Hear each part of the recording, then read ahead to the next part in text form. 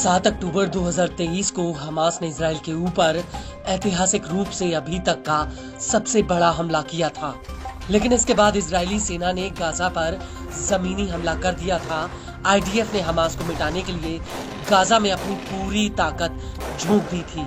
Israel की सैकड़ों battalion Gaza के अलग अलग हिस्सों में हमास से लड़ रही हैं और अब इस युद्ध को 15 महीने हो गए हैं, लेकिन इसके बावजूद आईडीएफ हमास का सफाया नहीं कर पाई, बल्कि हमास ने उन इलाकों में फिर से वापसी की है जहां पर आईडीएफ ने हमास के सफाये की बात कही थी। चाहे वो खान यूनिस हो या फिर जबालिया या फिर राफा, गाजा के हर कोने में बड़ी ही मजबूती से इजरायली फौज का सामना कर रहे हैं। और अब तो इजरायली सेना ने भी मान लिया है कि गाजा में हमास को सिर्फ सैन्य ताकत से हराना नामुमकिन है।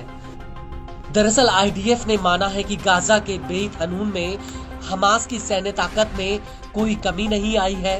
उल्टा पिछले दिनों में इस इलाके में आईडीएफ के 16 सैनिक मारे गए हैं। इसको लेकर Israeli news agency Israel Hayom ने न्यूज एजेंसी अनादोलू के हवाले से कहा कि 13 जनवरी 2024 को बेत हनून में आईडीएफ के 5 जवानों की जान चली गई। इसके अलावा 10 अन्य जवान एक हफ्ते के भीतर इसी इलाके में मारे गए।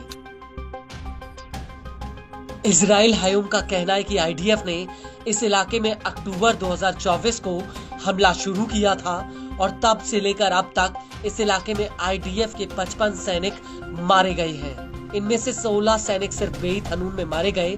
वहीं 13 जनवरी 2025 को इजरायली मीडिया ने खबर दी थी कि बेत हनून में एक आईईडी ब्लास्ट में 5 सैनिक मारे गए और 8 जवान गंभीर रूप से घायल हुए हैं।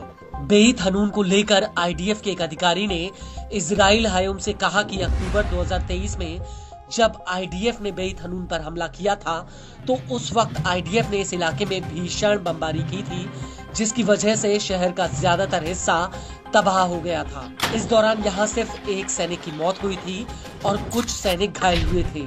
लेकिन अब बेत हनून में आईडीएफ को जान माल का इतना नुकसान हो रहा है जो कल्पना से परे है। और इस सब के बीच हमास का लोकल कमांड नेटवर्क अभी भी एक्टिव है और इसके कमांडर अभी भी हमले का ऑर्डर जारी कर सकते हैं। और इन हमलों में हमास गोरिल्ला तकनीक से आईडीएफ की छोटी छोटी टुकड़ियों पर हमले कर रहा है और हमास की हमला करने की रणनीति अक्सर कामयाब होती है।